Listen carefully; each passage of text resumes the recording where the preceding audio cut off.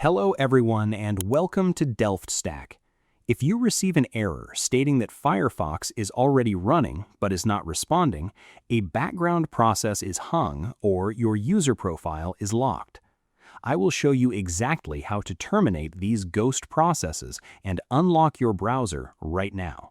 Let's get started.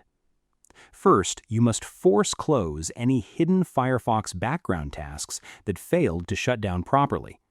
Press Ctrl+Shift+Escape on your keyboard to open the Windows Task Manager.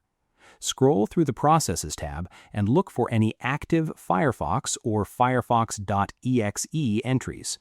Right-click on every Firefox process you find and select End Task to forcefully terminate them. Next, if the browser crashed previously, it may have left behind a temporary file that locks your profile. Press the Windows key and R, type %appdata% \mozilla \firefox \profiles and press Enter. Open your default Firefox profile directory, which typically ends with the extension .default-release. Locate the specific file named Parent.lock and delete it to completely remove the profile restriction. Finally, Windows may have accidentally restricted the browser's ability to modify its own application data. Right-click on your default Firefox profile folder and select Properties from the drop-down menu.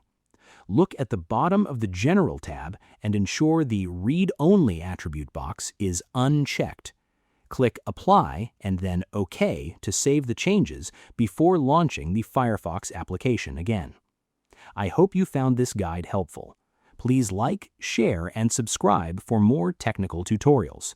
Thanks for watching.